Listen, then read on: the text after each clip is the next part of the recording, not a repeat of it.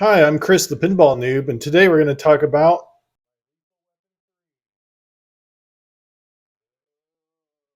my Lethal Weapon 3.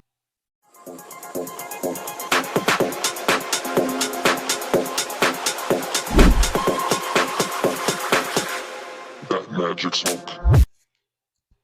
So this is Lethal Weapon 3. This is actually my second pinball machine. You may have seen my video about the Atari Middle Earth that I'm working on, and you might say, hey, that's 3. But actually, Lethal Weapon 3 was my second machine. I have it set up here next to my Genie, which you may have seen videos about. Haven't made a video about the Lethal Weapon yet. I've been too busy playing it. So I picked this game up a couple months ago. Um, I was actually looking for something a little more modern. I had been working on the Genie for a while, which is a 70s game. I wanted something newer. I was looking at solid state games. I actually almost bought a Grand Lizard, something from the 80s. I didn't actually think I'd get something with a DMD screen on it, but I found this listed on Facebook Marketplace. I threw out a lowball number, and he countered with what I thought was a pretty good deal, and so I went for it. Um, One thing about it that you may be noticing is it looks kind of dark. And what I didn't notice when I first picked it up is that all of the GI is out. Um, and I'll get into why that might be the case later. But you can see all the lamps under the plastics are not working, which results in a pretty dark game. So that's something I'm going to have to work on. That'll be interesting. You can also see on the back glass here, you might not be able to see it that well, but give me 1 second. Boom. It's a little more obvious now, right? About half the lights in the backboard are out and all the GI are out. And so if I had noticed that when I picked it up, I might have tried to haggle a little lower, but at the time I was just excited about getting a DMD game for a pretty good price. So I just went with it. Let me open it up here and we might be able to see what's going on. So this is actually, I hear it's really common with these Data East games. For the most part, it looks pretty good.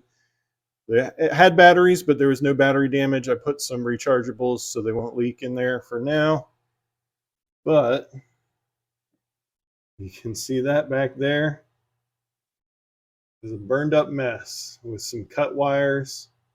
And this is actually pretty common on these Data Easts, I've read. It's just a lot of voltage going through these connectors. They get dirty over time, the resistance increases, and they burn up. So somebody just cut some wires. They made some repairs. You can see some wires are just soldered together, hanging loose right there. So I'm not going to reach into here while the power's on, but that'll be a little bit of a project for me to work on. Otherwise, it's working great. When I tried it, when I picked it up, it played great. That's part of what sold me on it. Um, could use new rubbers, but it plays really well. And that's what I wanted. I just wanted a game that I could play with some modern features like an orbit that goes all the way around, some of these cool ramps, and a multi-ball is really what I wanted the most. Because what happened with the Genie was I enjoyed playing it, but then anytime I had to work on it, I didn't have any pinball to play. So I wanted a second game that I could enjoy while I was working on the Genie. And now that the Genie's done, I can start taking this one apart and fixing it. So that'll be a project. You can see it's still got the old lamps in the inserts. There was actually this number 1 light here was out, and I replaced it. So you can see, let me get it in frame here.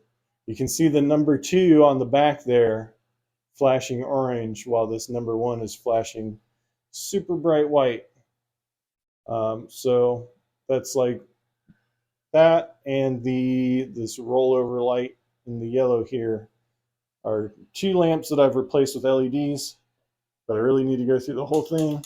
Oh, I also put what they call retro LEDs from Comet Pinball on what do they call this? The building here. It's like a building that blows up.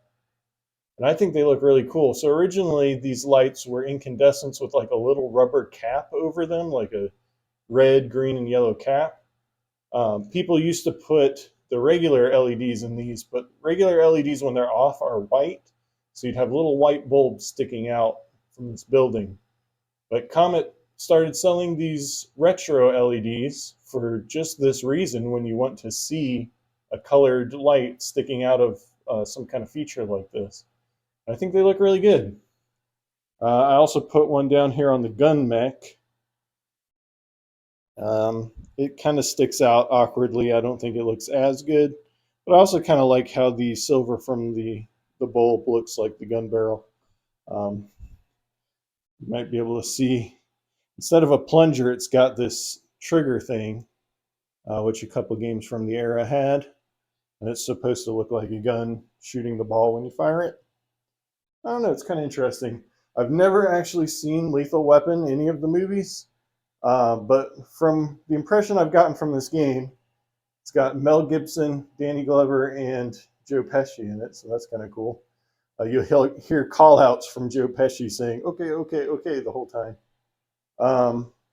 But yeah, from what I can tell playing the game, it's just like 90s action movie, The Pinball Machine.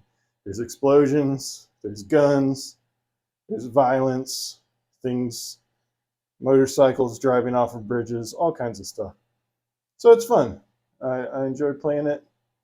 I think it's kind of an underrated game. They made a lot of them, so a lot of people call it like the noob's first pinball machine. So hey, that's perfect for me. This is Remy over here checking it out. This is not Loxley the pinball cat, but he likes to lay on the games once in a while. I'm not going to let him get in here while it's on there.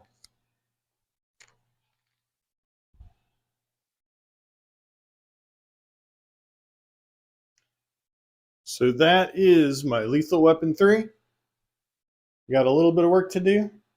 I don't know how I'm going to fix the GI issue yet, but that's part of the fun of being a pinball noob, right? I get to figure it out as I go, and I'll make some videos as I learn stuff. I also have some modifications I want to make to it. I got some replacement plastics for this broken guy here, things like that. And maybe put some mirror side blades. That would be cool. So I'll post videos as I go. This is kind of the before shot. We'll see how it's looking after. Why don't I play a game or two and I'll show you how it works.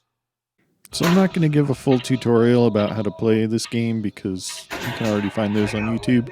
But I just want to talk about some of the things I like about it. Like I said, I really wanted a more modern game than the Genie, which was a single ball game from the 70s. This game is 30 years old, but it still feels like a modern game. It's got that big, cool, twisty ramp you saw there. It's got multi-ball. It's got a great big orbit around the back. And right here, I make an amazing live catch that I wanted to show off. That's kind of the whole point of this. So there you saw one of the gunned video modes where you have to shoot the guy that pops up at the right amount of time using the gun on the front. And here I kick off the multi-ball, which they call tri-ball in this game. So it's a 3-ball multi-ball. And this is really the main reason why I wanted this game is, like I said, Genie was a single ball game, and I wanted to practice my multi-ball skills because you find those in pretty much every modern game, and I just wasn't getting any better at it. So here you can see I pull off a cradle separation, and then I lose the multi-ball immediately. Hadn't gotten that good at my multi-ball skills yet, I guess. But this game does gives you a grace period. If you lose the multi-ball, you can start it again, like I did right there, and you get another shot at it. So it's cool. It has a lot of like clips from the movie. There on the left side, there's like that low down saucer shot, which a lot of modern games have kind of a lower shot like that. So it's helpful for practicing because you really have to shoot late on the flipper, which is, kind of goes against your instincts, trying to keep the ball alive. So yeah, it's just a good, fast game that I enjoy playing, and I'm glad to have it. So I still have a lot of work to do on this game.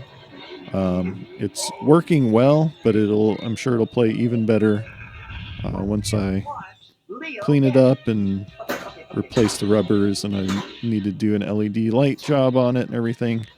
So stay tuned for that. I'll be posting updates on this channel, so subscribe if you want to see those. And yeah, thanks for watching.